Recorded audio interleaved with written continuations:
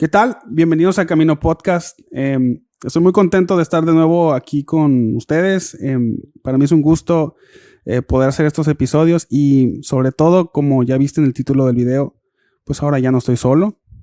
Esta temporada del podcast la verdad es que me ha gustado mucho y ahora me acompaña un amigo.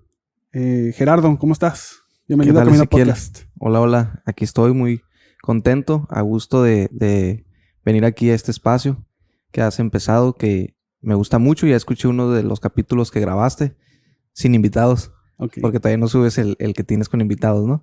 Pero está muy suave y pues agradecido, contento que me hayas invitado y animado, emocionado por empezar. Pues muchas gracias. Gracias por aceptar la invitación y para la gente que no te ubica o que no te conoce, ¿nos podrías contar un poquito de ti? Sí, pues soy Gerardo López Martínez, ese es mi nombre completo. Tengo 33 años de edad. Soy casado, tengo un bebé de 1 año, 2 meses. Soy cristiano desde hace 13 años, por la pura gracia de Dios, por la pura gracia y misericordia del Señor. Y pues tengo poco de tiempo de conocerte, ¿no? De hecho, Sí. tenemos como 1 año de conocernos, o un poquito menos.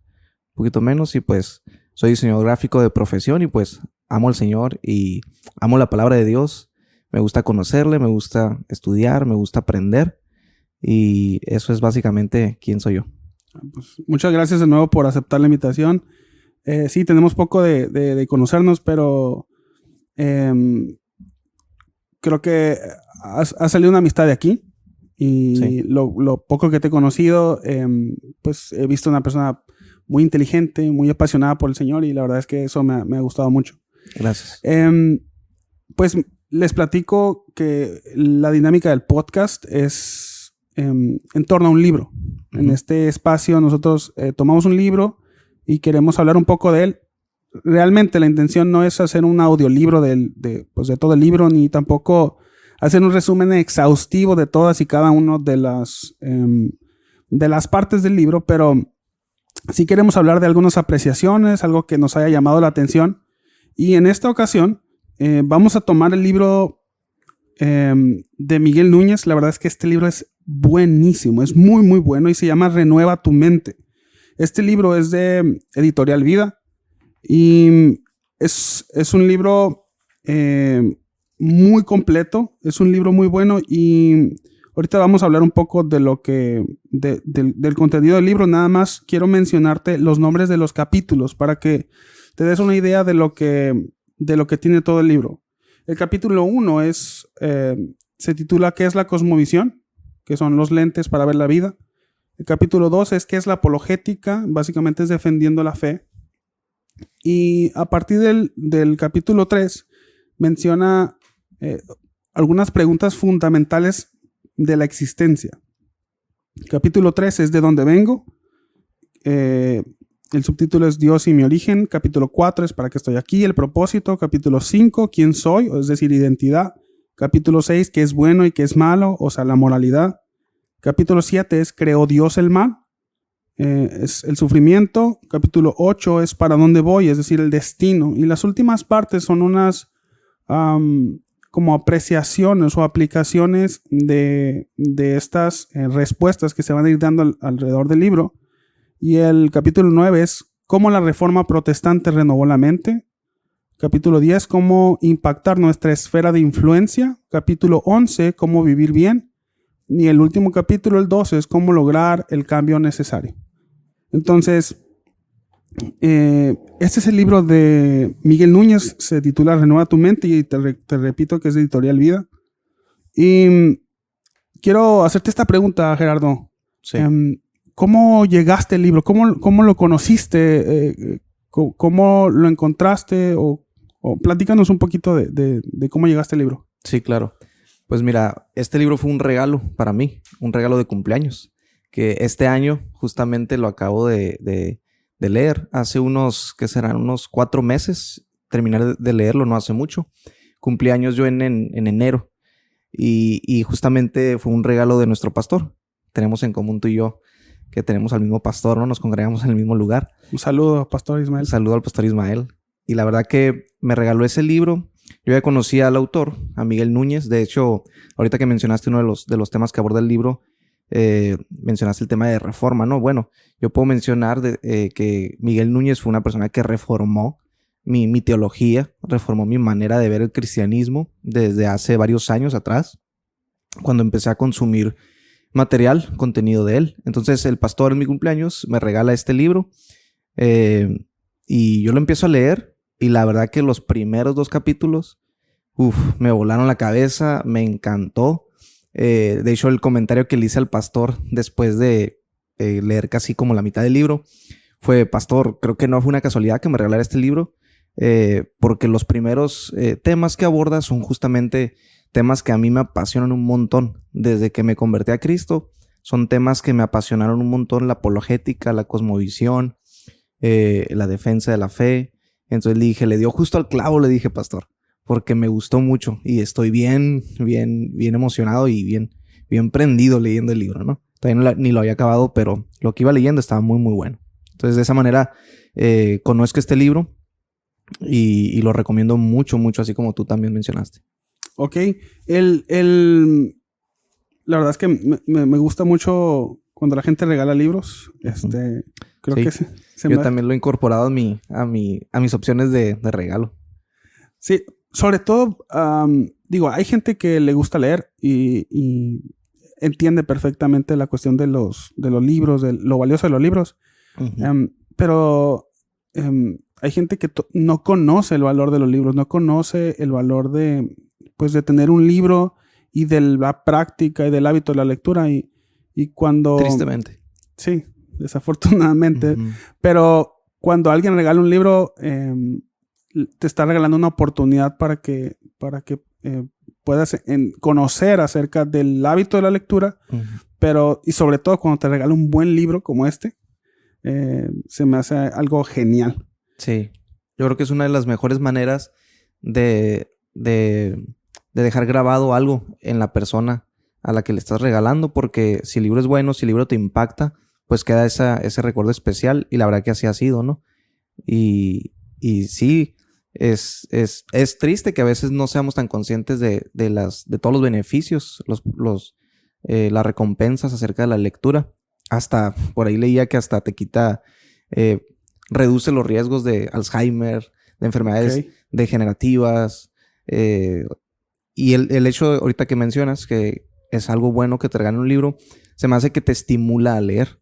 O sea, si no tenías el hábito, si no tenías... Bueno, por lo menos dices, pues, me lo regaló, se esforzó, es algo especial, le voy a dar chance, no, me voy a esforzar. Entonces creo que sí nos estimula a la lectura y es un buen hábito, regalarnos libros. Sí, creo que también tiene que ver mucho con que la persona... O sea, no regalar el libro por regalar, sino... Uh-huh. Como que dar al clavo, ¿no? Como este libro yo sé que le puede interesar mucho, porque me han preguntado personas de, oye, ¿cómo puedo hacer el hábito de la lectura? O ¿cómo puedo iniciarlo? Y yo siempre les recomiendo, encuentra algo que te guste, o sea, porque hay gente que quiere leer por leer. Y pues sí es como un gusto, es una disciplina, pero tienes que empezar con algo que te guste. Digo, si vas a leer algo que no te gusta, pues entonces pues va a estar muy difícil. Y otra cosa para los cristianos, otra razón por la cual tener el hábito de la lectura es porque la Biblia es un libro. Correcto. Entonces hay ciertas suposiciones que se dan para poder acercarte a la Biblia y conocerla, y es el gusto por la lectura, porque hay gente que... no tiene ese contacto con la Biblia porque no sabe cómo acercarse a un libro. Pues quiere leer la Biblia y no puede. Pero la persona que ha desarrollado el hábito de la lectura, que puede sentarse y comprender, porque una cosa es leer por leer, la otra es leer y comprender. Sí. Es algo que se desarrolla, no es algo que salga natural. Y para los cristianos es fundamental aprender a leer y comprender lo que se está leyendo. Sí, una vez escuché una persona que lo dijo muy fuertemente, ¿no? O muy directamente el consejo, pero dijo, si no te gusta leer, entonces te equivocaste de religión, porque sí. Dios nos ha dejado un libro para comunicarse. Entonces, si no te gusta leer, no vas a poder avanzar, no vas a poder vivir bien tu fe, porque consiste en la lectura de un libro. a través del cual Dios se ha comunicado. Y curioso, ¿no? De todas las maneras como Dios podía revelarse, haya escogido a través de un libro, ¿no? O sea, Dios pudo haberse revelado al mundo en otra época donde, no sé, la comunicación sería, no sé, más fácil, pero Dios escogió ciertas épocas y ciertos medios, ¿no? Como para plasmar y dejar grabada su revelación y quién es Él. Y pues en la Biblia necesitamos acercarnos por medio de un libro, pues, o sea, leer la Biblia para poder entender y conocer quién es Dios. Así es. Entonces, ya para enfocarnos en el contenido del libro, el libro comienza hablando del concepto de cosmovisión. Correcto. O sea, el título del libro es Renueva tu mente. Uh-huh. Lo primero que Miguel Núñez quiere dejar claro es cómo es el proceso de cómo entendemos el mundo. Cómo es ese proceso en el cual razonamos e interpretamos las cosas que suceden a nuestro alrededor. Entonces, introduce el libro con el tema cosmovisión. Así, a grandes rasgos, ¿qué significa cosmovisión? Mira, justamente a través de este autor, yo conocí este concepto y no necesariamente por medio de este libro, que este libro, te digo, relativamente lo acabo de leer.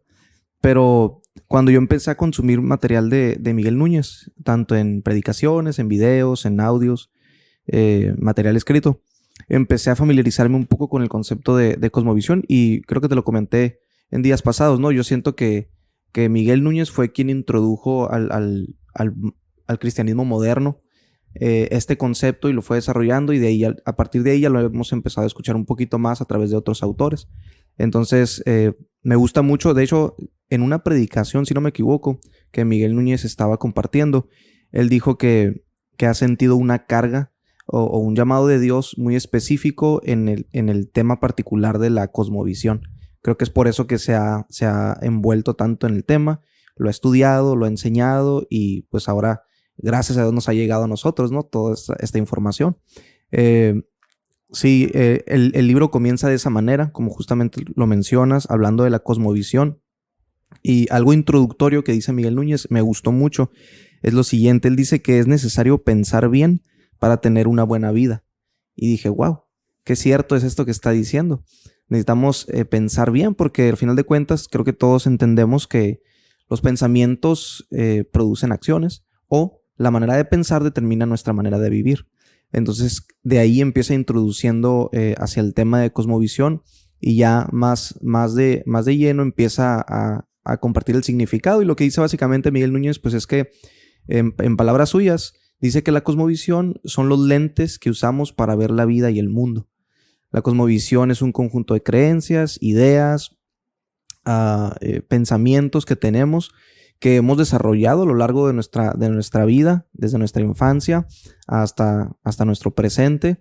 Y ese sistema o ese conjunto de creencias, de valores, de ideas, impacta nuestra vida diaria, determina la manera en la que vivimos y afecta todo nuestro diario vivir. Las decisiones, afecta lo que creemos, cómo tratamos a la gente, aquello que perseguimos en la vida como aspiraciones, metas o objetivos.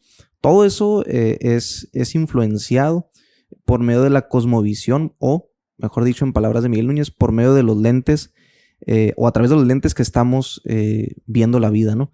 Entonces, de esta manera creo que es bien importante que nosotros conozcamos y nos adentremos acerca de este tema para poder saber cómo estamos viendo el mundo. Porque a lo mejor es algo que no nos cuestionamos o no tenemos el hábito. Bueno, creo que los cristianos sí, ¿no? Pero quizá muchas personas no tienen el hábito constante de cuestionar lo que creen, de hacer comparaciones con otras cosmovisiones, con otras perspectivas de vida. Entonces, él empieza a hablar de la importancia de ello a través del concepto de lo que significa cosmovisión. O sea, tomando en cuenta esta definición de Miguel Núñez, ¿no? Como los lentes, cómo interpretamos el mundo, cómo vemos el mundo. O sea, quiere decir que todos tenemos una cosmovisión. O sea, Así es. el punto es que no todos reflexionamos en esos lentes que llevamos puestos, ¿no? Ujú. O sea, no todos reflexionamos o no todos meditamos o pensamos, como dices tú. No todos pensamos en los lentes que traemos, en esa manera en cómo interpretamos la vida, cómo interpretamos el mundo. La cuestión es que es esa manera de interpretar al mundo es fundamental porque va a influir, así como dices tú, en todas nuestras decisiones. A mí se me hace muy curioso cómo vivimos en un mundo donde no se incentiva la reflexión. La gente quiere vivir y las experiencias y las emociones y está inmerso en el consumismo, pero nada en la reflexión. O sea, la gente está muy cómoda evitando la reflexión. De hecho, te digo porque si yo conozco personas que ese es como su estilo de vida, ¿no? Sí. El no reflexionar, es que si lo piensas demasiado ya no funciona, ya no sirve. Si piensas demasiado ya no disfrutas, ¿no? Pero la cuestión es que todos tenemos una manera de interpretar el mundo, todos tenemos una manera en cual le damos sentido a nuestra vida. Pero hay ciertas creencias que llevamos como que ya por default o creemos que son por default y algunas de esas creencias pueden estar erróneas. O sea, Así es. podemos tener una interpretación del mundo que a lo mejor no es la más congruente con la realidad, no es la más congruente con a lo mejor con el resto de las personas. ¿Cómo podemos nosotros saber si nuestra manera de interpretar al mundo, nuestra cosmovisión, es una cosmovisión correcta? Bueno, me voy a ir a una pregunta atrás. ¿Existen cosmovisiones erradas o existen cosmovisiones correctas? ¿O simplemente todos tenemos cosmovisiones? Ambas preguntas son afirmativas. La respuesta es sí, para ambas. Me regreso un poquito antes a lo que comentaste primero. No solemos preguntarnos cuál es la cosmovisión que estamos abrazando. Eso es muy común. Y pienso en nuestro ejemplo, en un caso quizá muy, muy burdo, muy chistoso, pero ambos usamos lentes. No sé si alguna vez te ha pasado, Ezequiel, que estás buscando tus lentes y los traes puestos. Sí. Entonces no sé si esto te pasa cuando te despiertas o cuando ya andas con sueño o algo, pero a mí me ha pasado y después digo, o sea, todavía el traer las llaves y en la mano y preguntarte dónde están. Bueno, es curioso, pero los lentes, o sea, ya estás viendo a través de ellos y te preguntas y no te das cuenta. Bueno, la gente normalmente que es irreflexiva, como bien lo dices, nunca se pregunta qué cosmovisión está usando como filtro para las cosas, para la vida, para cómo lleva su vida. Entonces, ciertamente hay cosmovisiones erradas, por supuesto que las hay. Y si vamos a un ejemplo quizá muy básico, pero que nos puede servir de ilustración, es si yo te pregunto cuánto es 4 más 4, la respuesta es 8. Pero ¿qué tal si alguien dice que 4 más 4 es 9? Entonces, eso es un resultado equivocado porque estás interpretando equivocadamente la realidad. La realidad es que 4 más 4 no son 9, es 8. Entonces, así como ese ejemplo, hay muchas cosmovisiones que interpretan la realidad de manera equivocada. ¿Por qué? Porque tienen falsas premisas, tienen falsas ideas, falsos conceptos y las conclusiones a las que llegan, por lo tanto, son equivocadas también. Y eso, entonces, por consecuencia, determina una manera de vivir equivocada. Así que de ahí parte la importancia de ser conscientes de qué significa una cosmovisión y de evaluar la cosmovisión que nosotros estamos abrazando y por medio de la cual estamos viviendo. El problema, como dijiste, es la irreflexión. Y de hecho acabamos de ver el capítulo 4 de Efesios, si recuerdas, y algo que nos dice el apóstol Pablo es: tengan cuidado cómo viven, y eso implica reflexión. En Efesios capítulo 5, verso 17, dice: así que no sean irreflexivos. Al contrario, traten de descubrir cuál es la voluntad de Dios. Creo que eso implica el cuestionar la cosmovisión que estamos tomando en cuenta para vivir nuestra vida. Y A lo mejor para nosotros reflexionar o pensar en si estamos viendo el mundo de la manera correcta, o ya para usar el término, si nuestra cosmovisión es la correcta, a lo mejor para ti, para mí, para Miguel Núñez, se nos puede hacer fácil, ¿no? A lo mejor por nuestro temperamento, a lo mejor por nuestra manera de ser,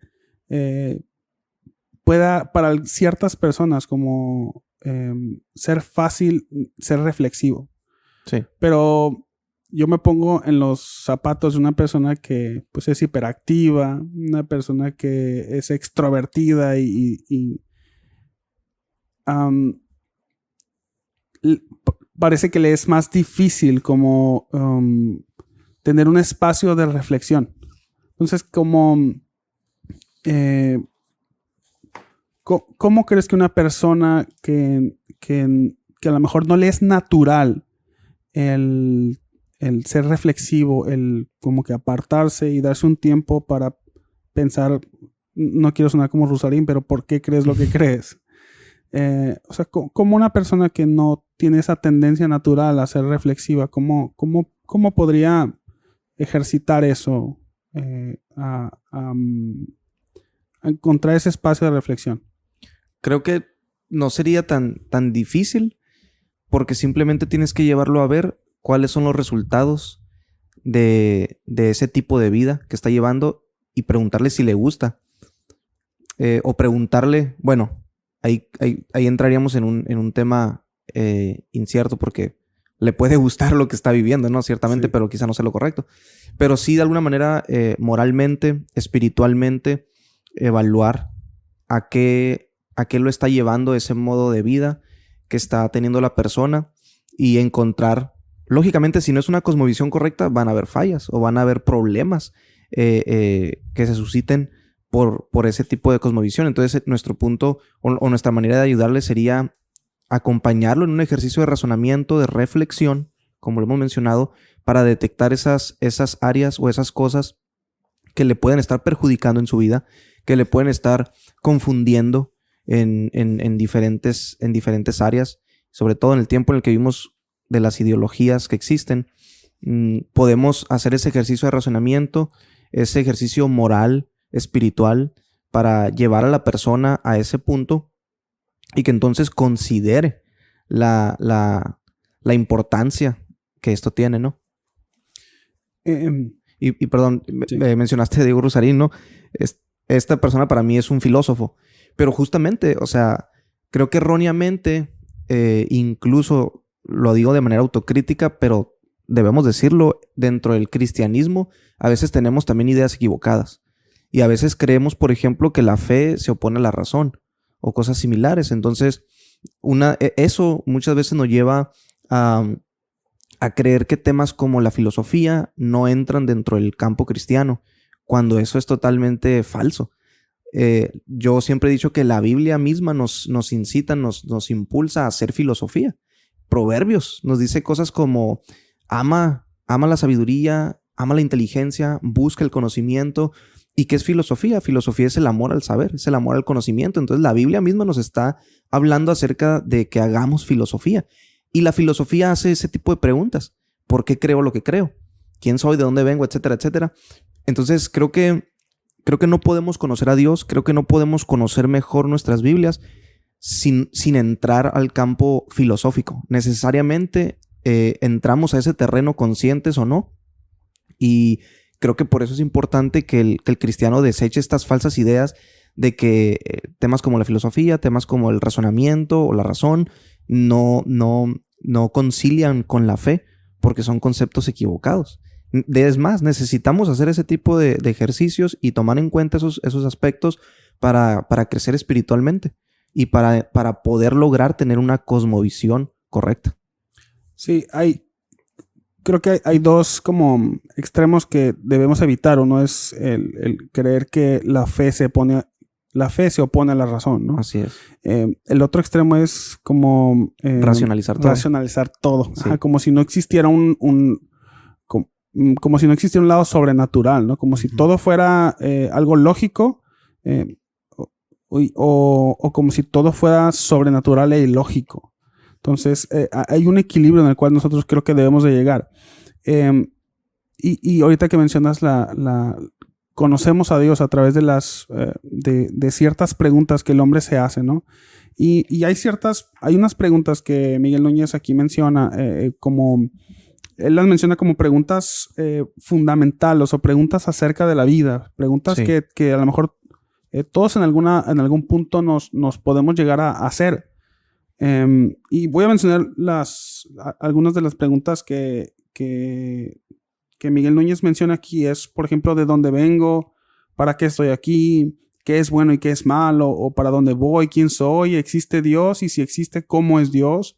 ¿Será Dios conocible? ¿O cómo sé que lo es? ¿O cómo sé lo que sé? Se puso muy Rusalín aquí, Miguel Núñez. ¿Cómo debo vivir en el mundo? Y bajo qué reglas debemos vivir aquí en el mundo, ¿no? Sí. Entonces, si nosotros quisiéramos poder presentar el cristianismo, nuestra manera de ver la vida, porque ya para irlo aterrizando la cuestión de cosmovisión, Sí. nosotros entendemos que entendemos nuestra fe o el cristianismo es nuestra manera como nosotros interpretamos el mundo, cómo interpretamos la vida. Entonces, en ese sentido, nuestra fe viene siendo nuestra cosmovisión o la manera como lo hacemos. Sí, de hecho, algo que dice Miguel Núñez es que el cristianismo en sí es una cosmovisión. Ok, entonces, el cristianismo como cosmovisión tiene que ofrecer respuestas, ¿no? Ante estas preguntas existenciales o preguntas filosóficas. Pero, como bien dices, o como mencionas a Miguel Núñez, el cristianismo es una cosmovisión. Existen otras cosmovisiones, existen otras maneras de interpretar la vida, interpretar el mundo, diferentes filosofías, ¿no? Sí. Entonces, los cristianos nos vamos a encontrar en el mundo, sobre todo los que somos papás, ¿no? Nuestros hijos se van a encontrar en el mundo con diferentes cosmovisiones. Entonces, nosotros deberíamos estar, te pregunto, preparados para responder ante esas diferentes cosmovisiones. O sea, deberíamos de conocer acerca de otras cosmovisiones o deberíamos concentrarnos simplemente en nuestra fe cristiana y olvidar todas esas demás maneras de interpretar el mundo. Sí, como dije, Proverbios, creo que al hablarnos Dios acerca de la sabiduría, Dios consideró sabio que nosotros evaluáramos las cosas, que nosotros comparáramos. Tesalonicenses nos dice examinadlo todo, retened lo bueno. Eso implica desarrollar un pensamiento crítico a través del cual tú evalúas diferentes posturas, diferentes filosofías, diferentes puntos de vista, diferentes cosmovisiones. Entonces, claro que es indispensable que nosotros conozcamos. Creo que tenemos que conocer la manera de razonar de las personas. A veces solamente nos quedamos con la idea, pero no vamos detrás y no vemos el razonamiento que está teniendo para llegar a esa idea la persona. Es importante que nosotros entendamos cómo piensa la gente y a través de eso las conclusiones que están llegando las consideremos también. Pero respondiendo a la pregunta, ¿tenemos hijos? Yo tengo un bebé, te comentaba, de un año, 2 meses, pero no me imagino cuántas filosofías o cosmovisiones le va a tocar conocer. Y mi oración justamente siempre es: Señor, guárdalo y guíalo e instrúyelo en tu sabiduría. Pero como padres también tenemos esa labor de conocer y poder encontrar respuestas que nos ayuden entonces a filtrar, a discernir la verdad del error, la falsedad de lo real. Y eso implica de nuevo hacer un trabajo de examinación, de discernimiento y también de conocimiento. Tenemos que conocer. De hecho, es bien triste, Ezequiel, pero creo que la razón primordial justamente por la que muchos jóvenes en las universidades pierden su fe es porque no se les enseñó a desarrollar una cosmovisión bíblica sólida, consistente, razonable. Entonces, ¿qué sucede? Bueno, llegan maestros, llegan personas que se ven muy intelectuales, que tienen quizá algún conocimiento filosófico, científico, académico, presentan ideologías, presentan cosmovisiones y entonces le roban la fe a nuestros jóvenes cristianos. Así que una frase que me impactó mucho en estas semanas que he estado estudiando acerca de ese tema es que alguien dijo que el desarrollar una cosmovisión sólida, firme, consistente, es un escudo de viajero ante los asaltos sorpresa de los bandidos intelectuales que roban nuestra fe. Wow. Así que yo creo que esa es la mejor manera de defender nuestra fe, desarrollando una cosmovisión sólida. Poderle presentar respuestas a un mundo que demanda razón acerca de lo que creemos, acerca del por qué existe esto, por qué las cosas son así. Y eso creo que es algo súper, súper importante. Es la disciplina de nuestra defensa. La defensa de la fe cristiana es un aspecto súper importante en nuestra vida espiritual.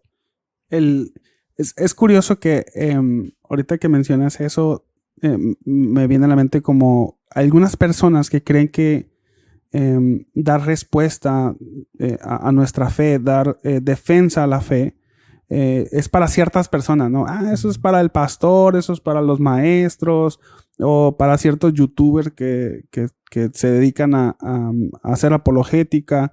Pero realmente es una labor de todos, ¿no? Es una labor sobre todo de los padres cuando tienen que forjar esa cosmovisión o esas ideologías en sus hijos. Porque algo que yo creo que ya se ha vuelto muy común y ciertamente creo que es una mentira es que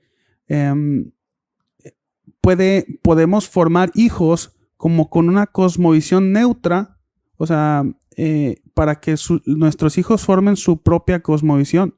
Realmente es que si nosotros no estamos formando esa cosmovisión en nuestros hijos, alguien más la va a formar. Totalmente. O sea, y eso que dices, la verdad es que es algo bien común que jóvenes, pues antes era la universidad, digamos, cuando tú y yo fuimos a la universidad, pero ahora ya es en edades muy, muy tempranas. O sea, el acceso a las maneras del mundo o el mundo real, el mundo exterior, pues ya no es solamente en la universidad. O sea, hay niños pequeños que están ya viendo YouTube todo el tiempo. Sí. Entonces ya están escuchando a youtubers todo el tiempo. A lo mejor no con el propósito de formar una ideología, no lo hacen con el propósito de formar una cosmovisión, pero las maneras de interpretar el mundo de youtubers, de presentadores de televisión, de cantantes, de músicos, de influencers, están haciendo en nuestros hijos, están formando una manera de interpretar el mundo, están formando una cosmovisión, pero si nosotros no estamos atentos en formar eso en nuestros hijos, alguien más lo va a hacer. Entonces, la apologética, que para ponerle un nombre a esto, la defensa de la fe o la presentación lógica de la fe, es una tarea de todos, ¿no? No es una tarea solamente de ciertas personas, pero yo creo que es algo fundamental, sobre todo para los que somos papás. Así es. La palabra que nos dice acerca de la educación de nuestros hijos, instrúyelos en su camino, y nos habla de una edad temprana. Entonces, ciertamente, si no los instruimos nosotros, alguien más lo va a hacer y intencional o no, van a forjar en ellos una idea, van a forjar una cosmovisión, como describíamos en un principio. El significado de cosmovisión es un conjunto de ideas, valores, conceptos que hemos adquirido a lo largo de nuestra vida. Entonces, esto ocurre a veces muy tempranamente. Es decir, cuando somos niños, cuando somos pequeños, una idea, algún pensamiento se anidó en nuestra cabeza, lo abrazamos y eso nos aferramos a ello y determinó los parámetros como vivimos. Entonces, es así como va sucediendo, que se va formando una cosmovisión, y entrando al terreno o al concepto de apologética, como lo mencionas, acerca del tema de defender la fe. ciertamente es para todos los creyentes. Esto no es tarea de unos cuantos, esto no es un llamado a los intelectuales, a los filósofos, a los teólogos o maestros que enseñan dentro de una iglesia. Esto es un llamado a todo cristiano. Si vamos al pasaje que se toma siempre como base para la práctica de la apologética, que es 1 de Pedro 3:15, dice que santifiquemos al Señor en nuestros corazones y que estemos preparados para presentar defensa ante todo aquel que demande razón de la esperanza que hay en vosotros. Dice que tenemos que estar... La palabra defensa, presentar defensa es apologética, ¿no? Sí, es apología, a través de la cual se deriva la apologética, ¿no? Y tiene este significado, hacer una defensa que incluso no es exclusivo al contexto cristiano. Apología era una palabra, un término que se usaba desde la antigüedad para aquellas personas que presentaban un caso y lo defendían en un juicio o en algún tribunal. Particularmente la apologética cristiana, entonces significa presentar evidencias lógicas razonables para defender la fe cristiana. Así que, repito, este tema es sumamente importante y la instrucción del pasaje que nos llama a hacer apologética, que es 1 de Pedro 3:15, nos dice que estemos preparados para presentar defensa a todo el que demanda razón. Y aquí viene la parte clave, dice, de la esperanza que hay en vosotros. ¿A qué esperanza se refiere? A la esperanza de vida, a la esperanza de gloria que todos tenemos, aquellos que hemos depositado nuestra fe en Jesús. En otras palabras, si tú y yo tenemos una esperanza de vida en Cristo, tenemos por consecuencia una tarea apologética que desarrollar. Tenemos que defender esa esperanza. Así que, ¿para quiénes es la apologética? Para todo aquel que tenga su esperanza en Cristo. Todo cristiano, todo creyente. Creo que una de las maneras en las que nosotros podemos empezar a ser diligentes en esto de la apologética y conocer la cosmovisión es entender primero que no hay una separación entre el corazón y el cerebro, en el sentido de que no debemos separar la razón de la fe. Tristemente, quizá muchos se nos enseñó en algún tiempo que el corazón es para la religión y la mente es para la ciencia o para otras disciplinas académicas, pero no. De hecho, algo que me encanta, que siempre me ha hablado mucho Dios a través de esto y lo he compartido con una pasión muy fuerte porque siento que es algo que Dios usó para impactarme y para apasionarme más por estos temas, es el mandamiento más importante. Digo, hay muchos pasajes bíblicos, ¿no? En los que se nos llama, en los que se nos hace este llamado de la defensa de la fe, de la apologética, de conocer lo que creemos, etc. Uno particularmente es el mandamiento más importante del cual Jesús habló, que es Marcos 12:30. Jesús dio el mandamiento y dijo, el primer y más grande mandamiento es amarás al Señor con todo tu corazón, toda tu alma, todas tus fuerzas y con toda tu mente. O sea, tenemos que tener prestar atención a esto que el Señor nos está indicando, porque es bien curioso que la palabra mente, si tú vas al original, que es dianoía, trata de transmitir la idea de un pensamiento profundo, de un pensamiento hondo. O sea, no que nos quedemos en una superficie, no que nos quedemos en un conocimiento muy, muy pequeño. No, un diccionario bíblico, me gustó mucho cómo lo leía, como lo que decía, traducía la palabra mente, dianoía, como ceñir los lomos del entendimiento. Okay. Y como arremangarse para la tarea mental. Nunca olvidé esa frase. Prepárate para la tarea mental.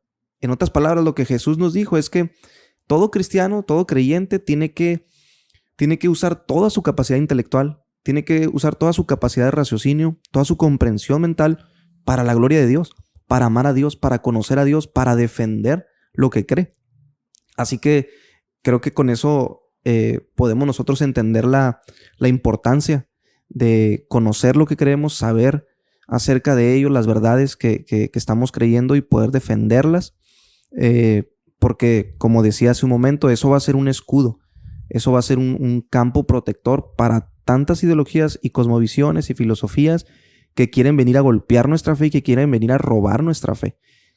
Tú lo decías, los youtubers, los presentadores, los actores de cine, los influencers, con una intención o no, están adoctrinando a aquellos que no tienen una cosmovisión firme, a aquellos que no son conscientes de lo que creen y por qué lo creen.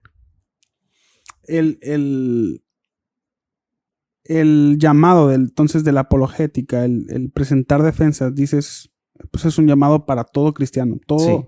la Biblia lo hace para todos. Y ciertamente no todos tienen la misma capacidad, no todos tienen, porque ahorita te estoy escuchando y me imagino que mucha gente te está escuchando y está diciendo, híjole, yo no puedo presentar argumentos así como Gerardo lo está presentando, como que, él sí está muy preparado, él debería de dedicarse a eso.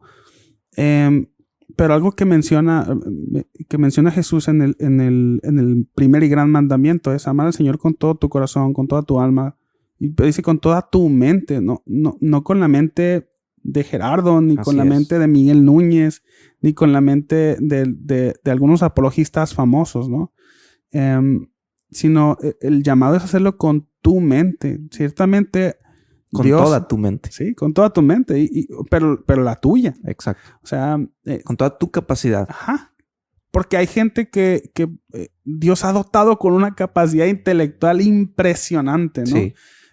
A lo largo de la historia, de hecho, me gusta mucho cómo Miguel Núñez presenta como que varios apologistas a través de la historia bíblica, de la narrativa bíblica, pero también a través de la historia de la iglesia, cómo han habido hombres que se han levantado para dar defensa de la fe, para explicarla.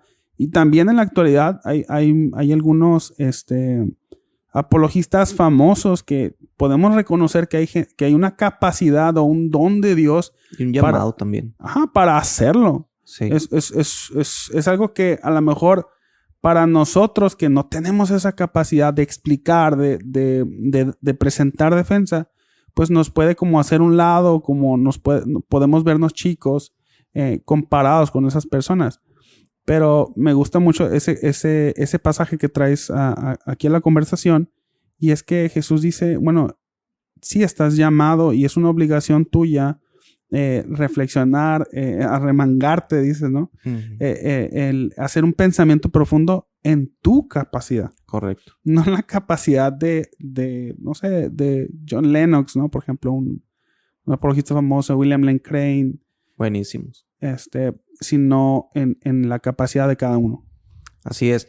Sí, Dios no espera que nos convirtamos en eruditos, pero Dios sí espera que nos capacitemos intelectualmente a tal grado que podamos ser competentes en lo concerniente a nuestra fe. Y eso todos lo podemos hacer en alguna medida, en mayor o menor medida, pero todos podemos dar ese salto y conocer más de lo que conocemos actualmente. Entonces, lo describiste perfectamente. Tenemos que ir al uso de nuestras mentes a su máxima capacidad.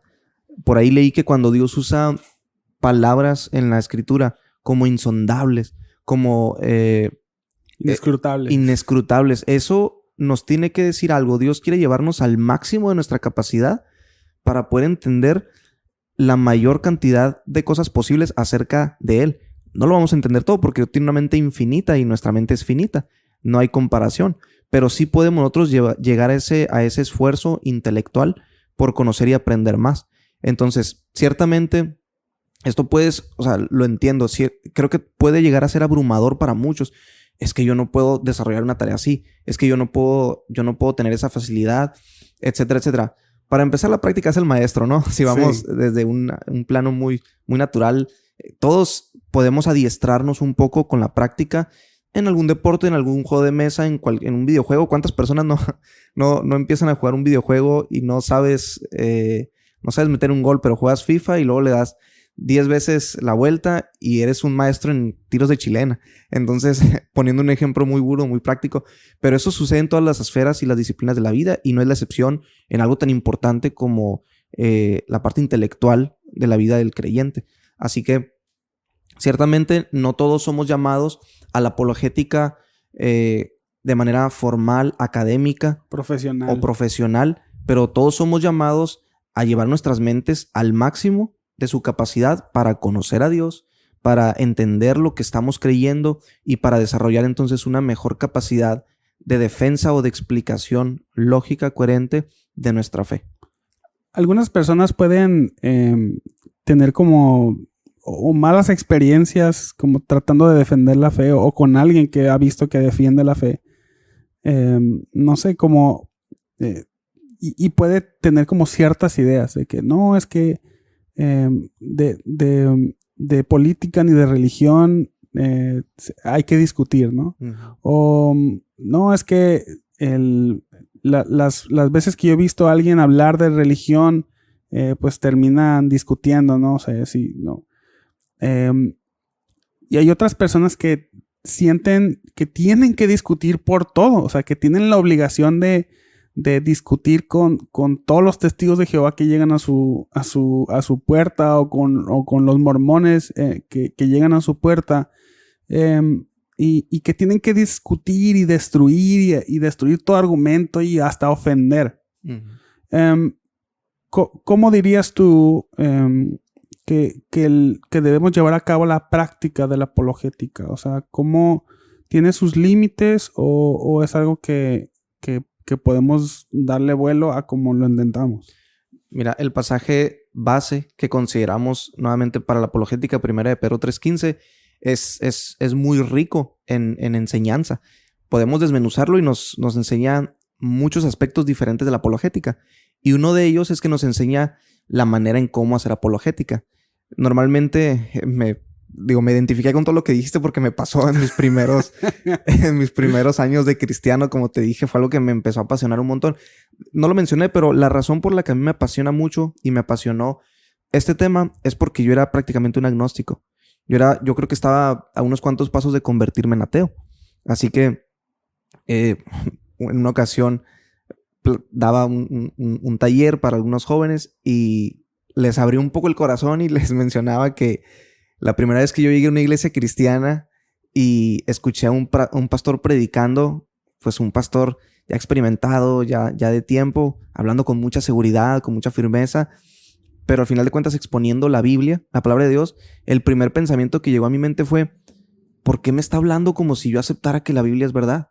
O sea, para mí eso fue una actitud arrogante. Yo lo tomé así. Este tipo me está hablando con una arrogancia, con una, no sé, con una soberbia, como si tuviera la verdad absoluta. Porque en mi mente, bueno, yo era pues alguien inmaduro, era alguien que no tenía mucho conocimiento, era alguien que se había dejado llevar solamente por los memes de las redes sociales o por los comentarios sarcásticos y burlescos de los ateos o de los escépticos, y no conocía bien acerca de esto. Pero esa fue la razón por la que me empezó a apasionar estos temas. Y recuérdame el punto porque creo que se me olvidó. Es ¿cuáles son los límites de la apologética? Ya. O sea, ¿cómo la práctica la apologética? A lo que iba es que por mi inexperiencia y por mi falta de madurez y de conocimiento, llegué a meter la pata también muchas veces. Llegué a equivocarme haciendo una mala apologética. No necesariamente por la información que transmitía, que pudo haber sido buena, sino más bien por el carácter. Y esto es algo de lo que nos habla el pasaje de 1 de Pedro 3:15. Nos habla el carácter con el que tenemos que hacerlo. Porque normalmente nos apasionamos cuando leemos la primera parte de 1 de Pedro.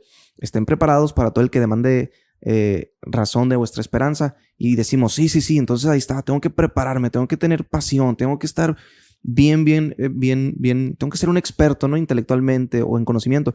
Pero olvidamos la siguiente parte, que es la manera en cómo debemos presentar esa defensa. Y nos dice, pero hacerlo con mansedumbre y con reverencia. Entonces, el carácter es sumamente indispensable en nuestra labor de apologética.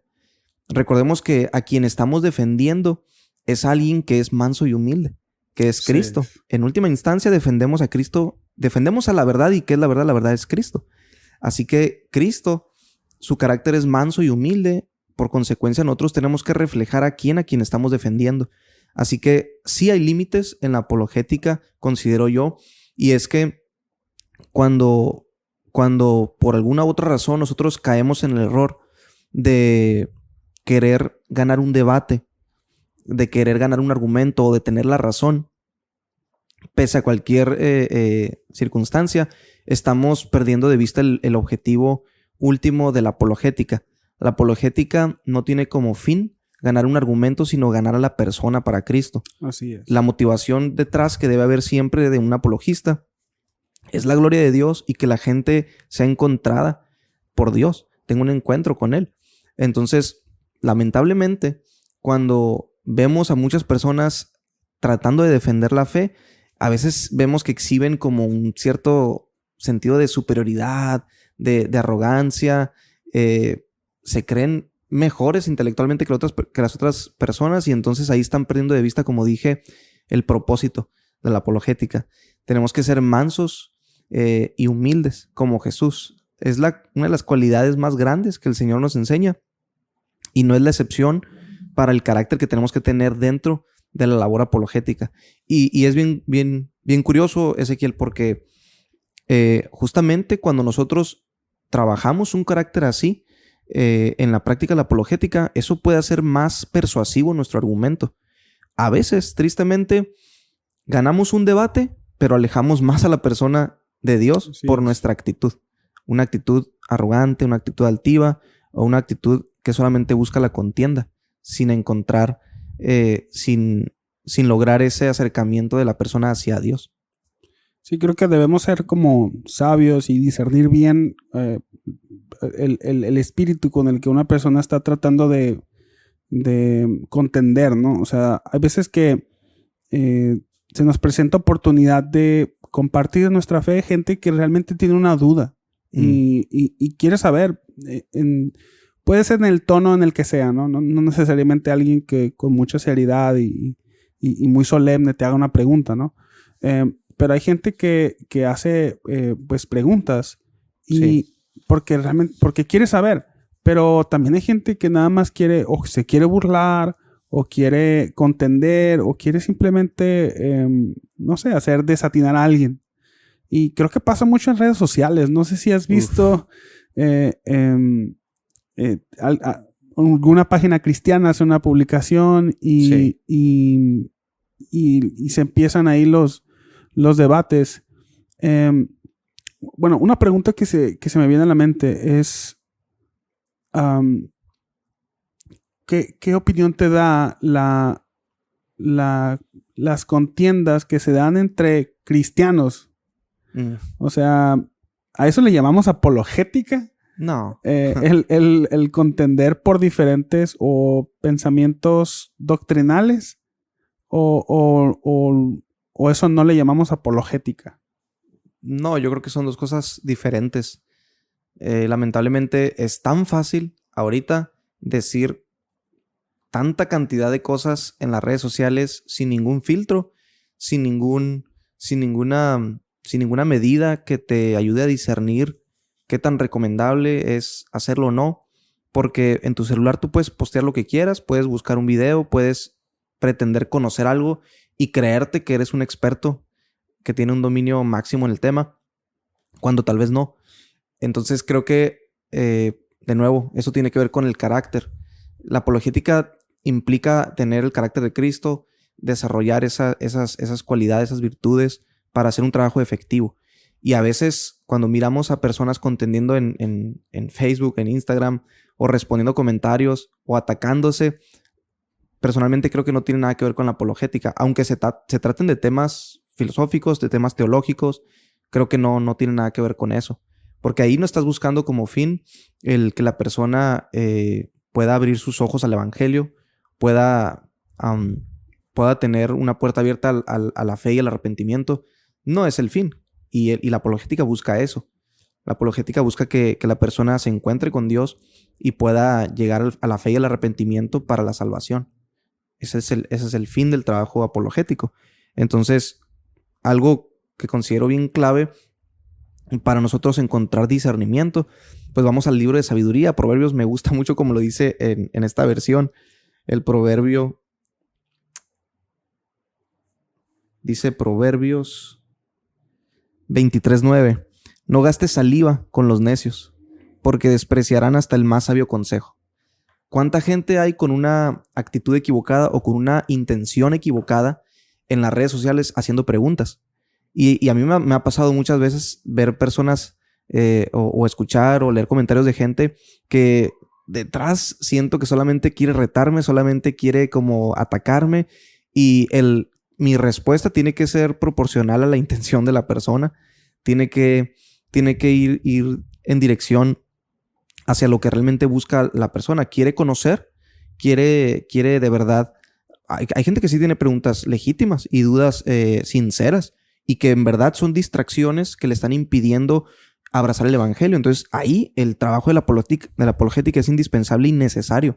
Pero hay otras ocasiones donde las personas solamente están buscando un punto de quiebre para burlarse, para atacarnos, para dejarnos mal parados. Y ahí creo que aplica la sabiduría de Proverbios: no gastes saliva con el necio. No hay que desgastarnos, no hay que... A veces es... Porque ciertamente es desgastante mentalmente a veces hacer esta tarea, y la misma sabiduría de Dios es: ¿para qué te cansas, no? ¿Para qué gastas tu tiempo con personas que sí necesitan el evangelio, pero que están cerradas totalmente, y tu argumento no lo va a hacer cambiar? Creo que una de las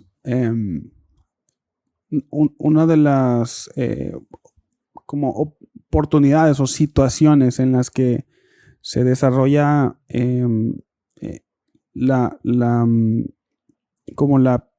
esta apertura para preguntar acerca de la fe es cuando estamos ante situaciones dolorosas, ¿no? Sí. O sea, hay veces que estamos pasando por situaciones en las cuales tenemos que sufrir cierta desgracia, ¿no? Ya sea algo natural, como un accidente, una enfermedad, pero pues también tenemos que, vivimos en un mundo donde el sufrimiento también es posible. Uh-huh. Y una de las preguntas, que de hecho es una de las preguntas fundamentales que Miguel Núñez presenta en uno de sus libros, y me gustaría que platicáramos para ir aterrizando esta cuestión de apologética y de cosmovisión, es la cuestión de lo bueno y lo malo. Uh-huh. Miguel Núñez, la pregunta que presenta aquí es: ¿qué es bueno y qué es malo? O sea, primeramente, para definir lo que es bueno y lo que es malo, y si podemos tener una base objetiva para hablar del bien y del mal. Porque algo que nosotros nos preguntamos cuando tenemos que sufrir por la maldad de alguien más es: ¿tengo razón de molestarme, o tendría razón de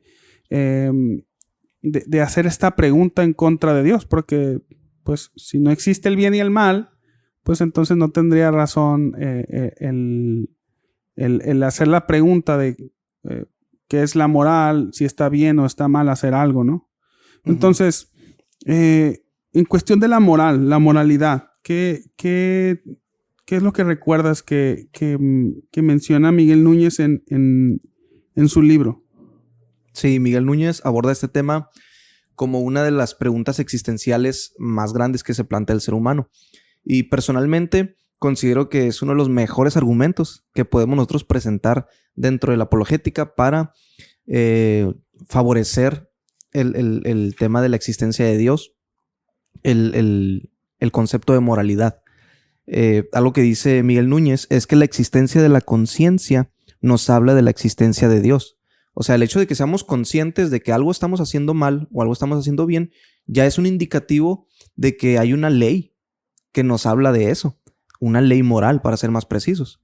Entonces, el argumento, porque de nuevo es un argumento muy, muy fuerte, el argumento de la moralidad es uno de los más contundentes para demostrar la existencia de Dios, para demostrar que hay parámetros objetivos. Ahora creo que en los últimos 10 años para acá, volviendo un poquito al tema de cosmovisiones, a una cosmovisión muy peligrosa, creo yo, de las que más ha afectado y más la gente se ha acomodado a ella, es la cosmovisión relativista o la cosmovisión del posmodernismo. En esencia, lo que enseña esta corriente filosófica es que no existen verdades absolutas. Todo es relativo, no hay estándares objetivos sobre los cuales basarnos en el tema de la moralidad. Lo que tú quieras creer está bien si para ti te sirve, te funciona, adelante. Lo que yo quiera creer, si es totalmente opuesto, pero me gusta y me funciona, adelante, también es verdad. O sea, todo es verdad y nada es verdad. Esa es la postura relativista, pero siempre he dicho que, para empezar, esta es una postura que se autorrefuta muy fácilmente. ¿Por qué? Porque podemos hacer la pregunta, bueno, ¿no hay verdades absolutas? Dice tal persona. Ok, entonces es absolutamente verdadero lo que estás diciendo. O sea, caes en un juego de una inconsistencia lógica, porque si dices que no hay verdades absolutas, entonces la única verdad absoluta es la declaración que tú estás haciendo de que no hay verdades absolutas. Es un juego, es un... Sí, si afirmas que hay una verdad absoluta, digo, si afirmas que no hay verdades absolutas, es un absoluto eso. Está siendo un absoluto ahí. Correcto. Entonces, sin embargo, fíjate, a pesar de lo absurdo que es lógicamente, muchas personas viven así. Y eso determina su comportamiento, su manera de vivir y sus acciones. Y eso determina su brújula moral. Volviendo al tema. Todo es relativo, ¿no? Pues para ti está bien, para mí está mal. Si me he visto así, si yo quiero ser un perro, si quiero ser un gato, si quiero ser un perico y quiero operarme para convertirme en eso, pues está bien. ¿Quién me dice que no? Bueno, Miguel Núñez aborda el tema de la moralidad para, de nuevo, que nosotros podamos cambiar las premisas que hemos desarrollado de pensamiento a lo largo de nuestra vida para cambiar nuestra manera de pensar y entonces poder vivir una mejor vida. Como la primera frase que mencioné, él dice, para poder vivir bien hay que pensar bien. Entonces, regresando a este tema de tener una buena cosmovisión, es fundamental considerar o abordar el tema de la moralidad. El hecho de que de nuevo, haya conciencia nos habla de una ley moral. El universo, para aquellos que crean que el universo fue creado por azar o sin la fuerza inteligente de un ser detrás, debemos hacernos esta pregunta. Entonces, ¿de dónde surge la conciencia? ¿De dónde surge que la conciencia tiene como fundamento eso, la moralidad? El universo no crea moral. La materia no crea conciencia. No. Entonces, es algo que sí o sí tiene que provenir de otra fuente. Y nosotros los cristianos creemos que la fuente primaria es Dios. Eso es lo que nos dice la palabra. En Salmo 119, 118 dice, tú nos diste leyes justas. Así es. Podemos confiar en ellas. Aquí nos está el Señor revelando que la moralidad ha sido establecida por medio de una ley objetiva que Él nos ha dado. Si hay leyes es porque existe un legislador. Las leyes no se crean por sí solas en todos los ámbitos.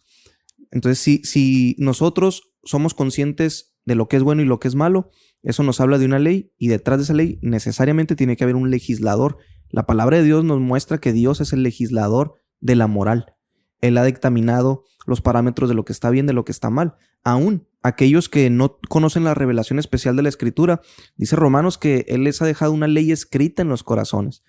De nuevo, nuestra conciencia nos apunta a la existencia de un ser creador que nos dice lo que es bueno, lo que es malo. O sea, hay personas que pueden decir, bueno, pero también la moral es relativa.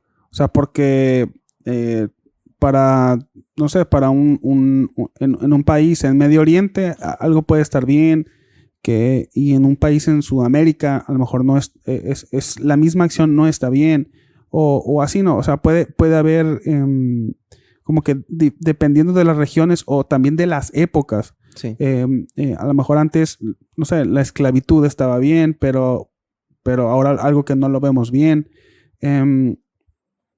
¿Cómo respondemos ante personas que puedan decir, bueno, pues que la moral también puede ser relativa? Sí, de nuevo, el tema de cosmovisión es muy importante porque una cosmovisión tiene que ser razonable y funcional en la práctica. Entonces, esta cosmovisión relativista, y respondiendo a tu pregunta, ¿pero qué pasa cuando alguien dice la moral es relativa? Para ti está bien, para mí no. Bueno, no es tan difícil, Ezequiel, no es tan difícil refutar ese planteamiento o esa idea o esa cosmovisión. ¿Por qué? Porque, de nuevo, tenemos que ver si funciona en la práctica. A lo que voy es esto. Muchas personas argumentan eso. Es que para ti está mal esto, para mí está bien. Pero esas mismas personas que dicen que no hay verdades absolutas ven mal el holocausto o ven mal el asesinato de infantes. O es más, paradójicamente o hasta irónicamente, critican a Dios o cuestionan a Dios de por qué si es un Dios bueno, entonces permite que esas cosas suceden. A ver, si estás siendo consciente de que algo malo está pasando con el asesinato de infantes, entonces eres consciente de que hay una moral objetiva que determina que eso está mal aquí en China y en todo lugar. Entonces, esa postura del relativismo moral, en la teoría muchas personas lo abrazan, pero en la práctica no. En la práctica no funciona, porque no viven de esa manera. O sea, una persona que no cree que hay verdades absolutas no se la pasa robando, no se la pasa asesinando, porque algo le dice que está mal. Entonces, de nuevo, en la práctica eso no es consistente, razonablemente no funciona. Y una cosmovisión para poder determinar si es correcta o si nos acerca a la verdad es que funcione también la práctica. O sea, hay cosas que nosotros podemos entender como fundamentales o básicas. O sea, hay ciertas ideas que trascienden a las culturas, ¿no? O sea, como ciertamente hay como prácticas que pueden cambiar de cultura a cultura.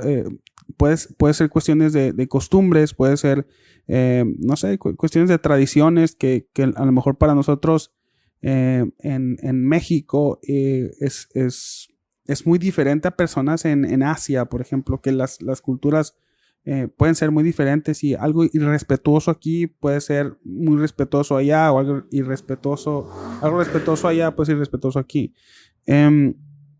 Pero hay ciertas verdades o ciertas cuestiones que trascienden a la cultura, que trascienden el tiempo. O sea, asesinar el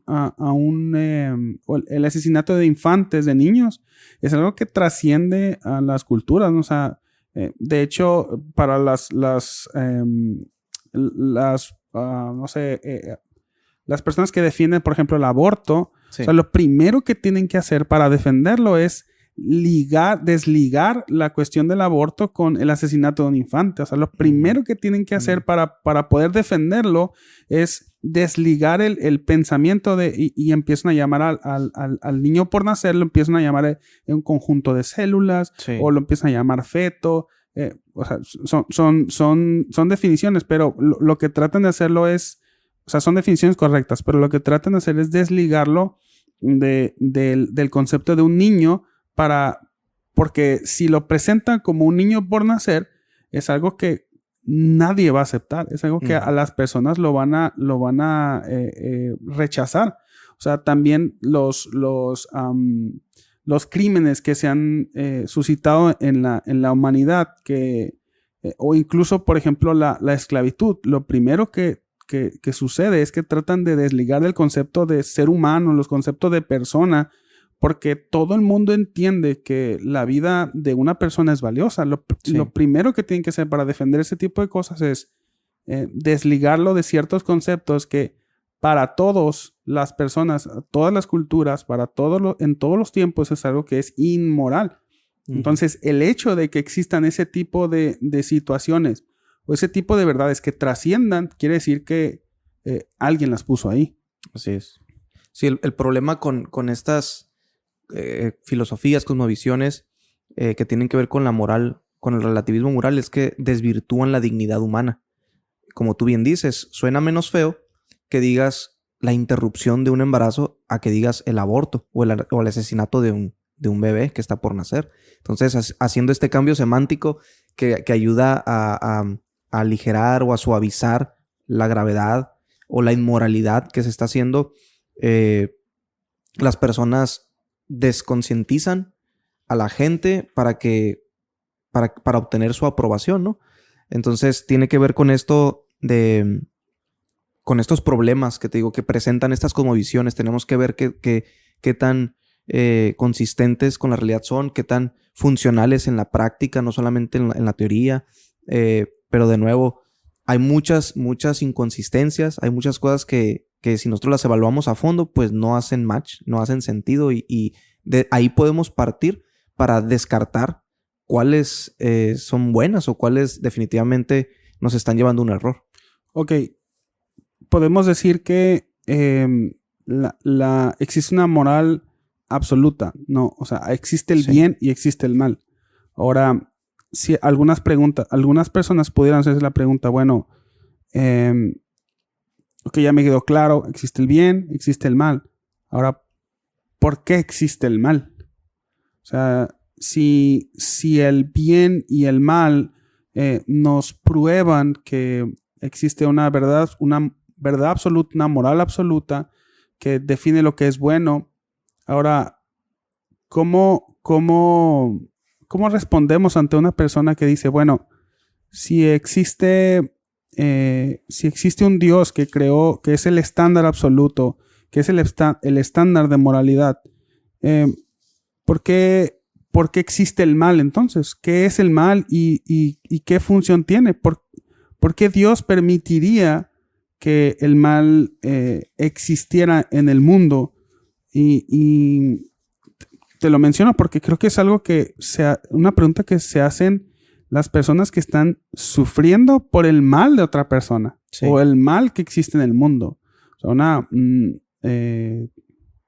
una familia que pueda estar envuelta en un tema de un accidente por una persona que imprudentemente estaba manejando alcoholizada, se puede hacer esta pregunta. Bueno, ¿cómo es posible que si existe Dios pueda permitir que las cosas malas sucedan? Sí, creo que ese también es un argumento muy bueno para nosotros comprobar la consistencia lógica que presenta la cosmovisión cristiana.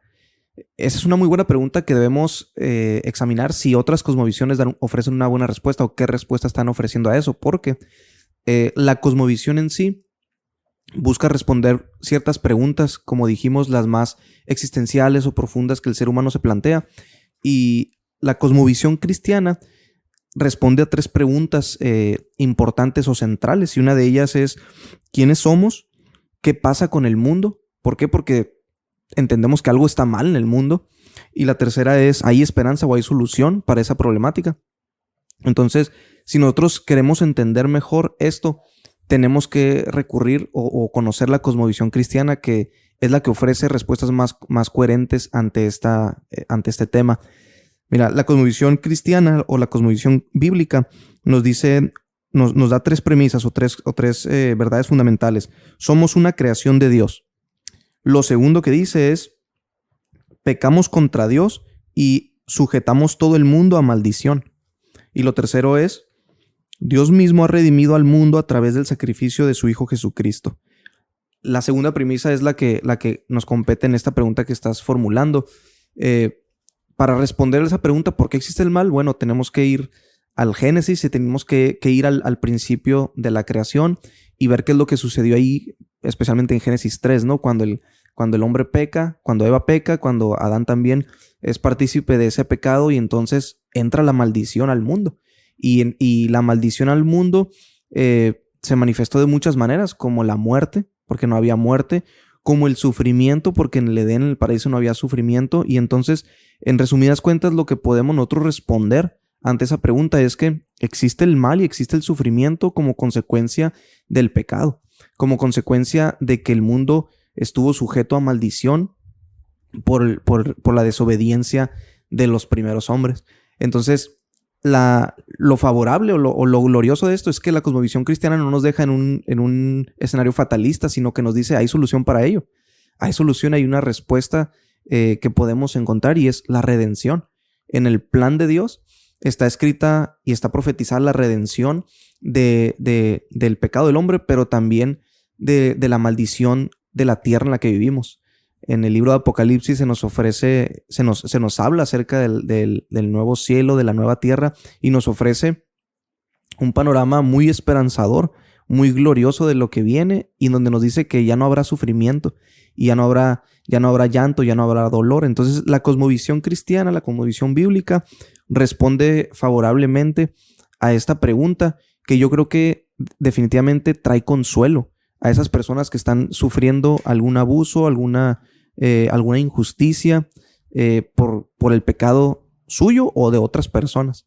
Entonces, de nuevo, creo que tenemos que examinar qué cosmovisiones nos responden bien esta pregunta, que es bien importante, porque ciertamente el ser humano se pregunta ¿por qué sufro?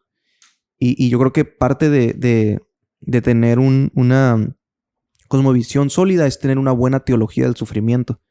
entender cómo Dios ve el sufrimiento, entender qué obra Dios por medio del sufrimiento y entender cómo Dios va a solucionar el sufrimiento. Esas respuestas, una vez más, solamente las encontramos en la cosmovisión cristiana. Algo que me gustó mucho de Miguel Núñez cuando menciona, cuando desarrolla este capítulo, es que ciertamente las respuestas ante el bien y el mal, o sea, son cuestiones delicadas porque hay alguien que está sufriendo, alguien que está experimentando el mal, o sea, también experimentamos el bien que existe en el mundo, experimentamos cosas buenas, pero ahí la verdad es que ahí nadie se pregunta por qué existe el bien, ¿no? O si debería o no existir el bien. Eso nos queda claro que nos gusta, ¿no? Y queremos que exista. Pero ante el mal nos hacemos esas preguntas. Pero algo que me gusta a Miguel Núñez es que él hace una reflexión al final de su capítulo y dice que no debemos hacer porque tengamos una respuesta a que por qué existe el bien, por qué existe el mal.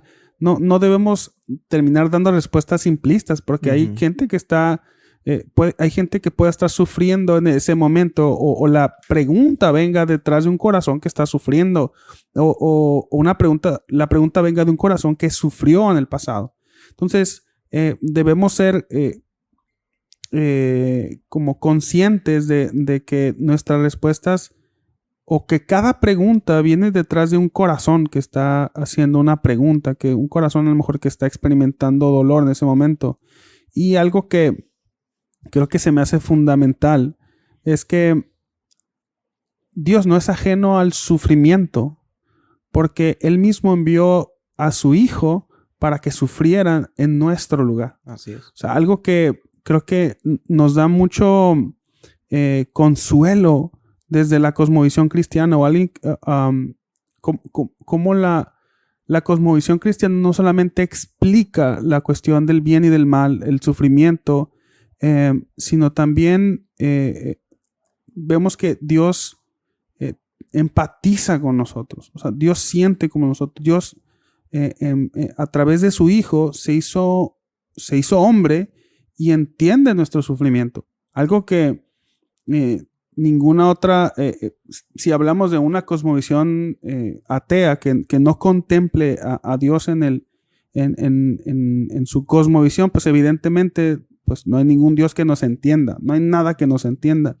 Pero incluso si vemos a otras religiones como cosmovisiones, en ninguna de las otras cosmovisiones o en ninguna de las otras religiones vemos que su Dios si haya hecho hombre y que entienda los sufrimientos y entienda el peso de la maldad como en la cosmovisión cristiana. En la cosmovisión cristiana o en la fe cristiana, la base de nuestra fe es que Dios se hizo hombre y que cargó nuestra culpa, que Él cargó el sufrimiento y que cargó el castigo por el pecado para dos cosas, para librarnos de la condenación del pecado, pero también para entendernos. Por eso me encanta como en Hebreos 4 dice que no tenemos un sumo sacerdote que no pueda compadecerse de nosotros, y tenemos uno igual a nosotros que fue tentado en todo pero sin pecado. Entonces, esta cuestión del bien y del mal no solamente es algo como ajeno, algo que se tenga que ver frío, como bien me encantó como dijiste al principio. Esto no es, la apologética no es intentar destruir. O sea, si alguien te pregunta acerca de, bueno, y qué acerca del bien, qué acerca del mal, o sea, no porque des una respuesta acertada que corte con toda... que corte todo argumento, que destruya todo argumento, significa que llevaste a cabo diligentemente la tarea apologética, sino debemos de ser conscientes, mansos, o sea, dar respuesta, pero entender el corazón de la persona que está haciendo esa pregunta. Sí, algo bien importante, me gustó ahorita que lo traes al tema, es entender que dentro del trabajo de la apologética, nos toca enfrentar o hablar o argumentar con muchas personas cuya incredulidad o escepticismo no es un tema intelectual necesariamente, sino emocional. Y esto tiene que ver mucho con lo que estás planteando acerca del sufrimiento. La mayoría de los ateos lo son porque sufrieron algo. Algo que los llevó a llegar a una conclusión errada de que Dios no existe, pero al final de cuentas su argumento para la inexistencia de Dios no es intelectual, no es que ellos tengan pruebas, evidencias racionales o científicas siquiera. Muchos de ellos ni siquiera conocen a fondo argumentos, sino más bien es un tema emocional. Fueron abandonados, no contaron con el amor de sus padres, fueron abusados físicamente o en otro aspecto. Muchos eventos traumáticos que atravesaron y de ahí se deriva su ateísmo. Entonces, mira, curiosamente a mí me ha pasado meter la pata, como te dije, okay. y ahora lo he entendido mejor, pero si recuerdo, muchas veces me tocó ofrecer un argumento intelectual ante un problema emocional que no supe discernirlo en el momento. Y de verdad me pongo a pensar, por ejemplo, hubo ocasiones en donde alguna persona, durante un tiempo que estuvimos trabajando con jóvenes adultos, nos presentaban sus ideas o a veces su enojo, su inconformidad con Dios o otras cosas que pasaban. Y yo equivocadamente ofrecía rápidamente un argumento intelectual, cuando a veces quizás solamente el decir Dios te entiende, eso sana y eso consuela y eso reconforta el corazón de la persona, y no están queriendo conocer el argumento moral o el argumento calamo, o no están buscando una explicación racional ante un planteamiento lógico, ¿no? Ellos están teniendo una necesidad de amor, de afecto, de sentido de cuidado, de protección de parte de Dios que no lo están sintiendo, y nosotros podemos proveer eso. Por medio del Espíritu Santo podemos nosotros consolar a esas personas, declarando la palabra sobre ellos, hablándoles de nuestro testimonio, de cómo Dios a nosotros nos consuela, como dice Timoteo, para que consolemos a otros. Entonces, eso es bien importante en el trabajo de la apologética, y como tú dices, ser cuidadosos en no ofrecer respuestas simplistas o reduccionistas que a veces no responden favorablemente ante la necesidad de la persona. La necesidad de la persona muchas veces es el afecto, es el amor. Y a veces al dar un abrazo caluroso y decirle Dios te ama, estoy contigo, Dios me tiene aquí para estar a tu lado y para apoyarte, eso va a ser mucho más efectivo que una respuesta racional o intelectual. Tú dijiste al principio que a veces la actitud del apologista es como su argumento más fuerte, ¿no? O sea, no necesariamente su capacidad de formular una premisa lógica, sino a veces la actitud, cómo aborda la discusión con mansedumbre, con humildad, cómo aborda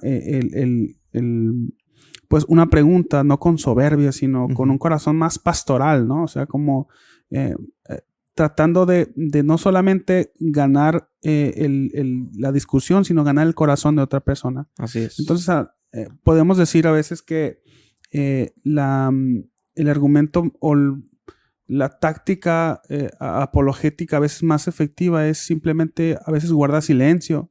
O sea, a veces no discutir con una persona que no sé, tiene una cuestión más, su objeción a la fe cristiana es más cuestión emocional, ¿no? O moral, no tanto intelectual. Sí. La verdad es que este tema es muy amplio, es muy extenso y es muy apasionante, ¿no? O sea, sí. a mí en lo particular me gusta mucho este tema, me gusta mucho cómo podemos no solamente hablar de nuestra fe en una cuestión como sobrenatural, o a veces hablamos de la fe muy mística, ¿no? Uh-huh. Pero esta manera de vivir la fe de manera racional, de manera intelectual, no cayendo en tratar de intelectualizar la fe, pero sí de dar argumentos y respuestas y como dijiste al principio, tratar de entender a Dios con toda nuestra mente. O sea, no solamente con todo nuestro corazón, sino con toda nuestra mente. Yo creo que aquí la vamos a dejar porque yo sé que esto da para Sí. más y yo sé que te apasiona. Lo estamos escuchando todos.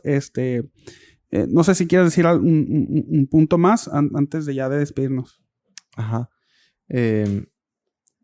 Bueno, pues me gustó mucho como tú también lo comentas y creo que también compartimos este sentido de importancia de hablar estos temas y de incentivar e impulsar a todos los creyentes a que puedan también conocer un poquito más para capacitarse en esta área tan importante de la defensa, de conocer su propia cosmovisión y el fin último es, de nuevo, la gloria de Dios y ayudar a otros. Ayudar a otros a encontrarse con Dios. No es para nuestro propio beneficio, no buscamos eso. Eso es bien importante. Y pues yo creo que lo hemos dicho todo. Bueno, no todo, ¿verdad? Pero las cosas más importantes, sobre todo lo que el libro trata, el libro de Miguel Núñez, que son esas dos cosas, cosmovisión y apologética. De verdad yo recomiendo mucho el libro, que lo lean, se llama Renueva tu mente. No solamente esos temas primero, sino todo lo demás. La base del libro es Romanos 12:2, que dice que debemos transformar nuestro entendimiento, debemos no conformarnos a este mundo, sino transformarnos por medio de nuestro entendimiento, la renovación de nuestro entendimiento para conocer la voluntad de Dios, que es agradable, buena y perfecta. Entonces, a partir de ahí, traza muchos temas bien interesantes. Yo recomiendo mucho el libro también. A mí me incentivó mucho, como te dije, que fue un regalo, ¿no? Y me gustó leerlo así vorazmente, como en 2 meses me lo comí todo. Así que lo recomiendo mucho y creo que hemos dicho las cosas más relevantes acerca de ello. Así que nada más pues me queda agradecerte, Ezequiel, por haberme invitado aquí al espacio.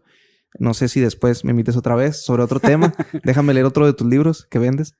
Pero encantado, muchas gracias. Espero que esto pueda edificar y pueda bendecir la vida de las personas que nos escuchan y pues aquí estamos para servir. Pues muchas gracias, Gerardo. La verdad es que a mí me encantó la plática. Las veces que hemos platicado, pues ha sido muy edificante. Me encanta escuchar y ver cómo vives tu fe, cómo piensas tu fe. Y por eso te invité, porque yo consideré que la audiencia de Camino Podcast necesitaba escuchar la manera como expresas, cómo vives y cómo piensas tu fe. Eso me encantó. Entonces, muchas gracias. Este libro, se lo repito, ya lo dijo Gerardo, es Renueva tu mente de Miguel Núñez, ese de Editorial Vida. Este libro lo puedes encontrar aquí con nosotros en Camino Librería. De hecho, estamos grabando el episodio en la librería de Camino Librería, así que te invito a que nos sigas en redes sociales. Está en Instagram y en Facebook como Camino Librería. Ahí puedes encontrar la dirección, puedes encontrar los horarios. Estamos en Mexicali, México. Te digo porque según las estadísticas de Spotify, no sé, el podcast lo descargan en otros países. Wow. Así que bueno. si andas aquí por la ciudad o si vives aquí en Mexicali, en ciudad frontera en el norte de México, pues te invitamos a que nos acompañes para que puedas conocer los libros que tenemos aquí disponibles. Y bueno, una vez más, Gerardo, muchas gracias por darte este tiempo, por compartir aquí con nosotros y pues nada más me queda darle gracias a las personas que están escuchando el podcast. Gracias porque ya se aventaron aquí como más de una hora, como hora 20, 25 creo. Y espero que les haya gustado. No sé si quieres compartirnos, no sé, algún proyecto o tus redes sociales o algo que quieras compartir con... Mi perfil personal es Gerardo López Martínez. Comparto de repente algún pensamiento, alguna idea, algo... todo referente a la fe, al cristianismo, así que si algo puede edificar, pues con todo gusto ahí nos podemos contactar. Es todo de mi parte también, Ezequiel. Muchas gracias de nuevo por la invitación y estuvo muy buena la plática, me gustó mucho, ojalá que sea bendición para todos. Bueno, pues este fue el episodio de hoy, es el libro Renueva tu mente de Miguel Núñez, y esto fue Camino Podcast. Muchas gracias por escuchar y pues ahí nos vemos para la próxima. Bye. Bye bye.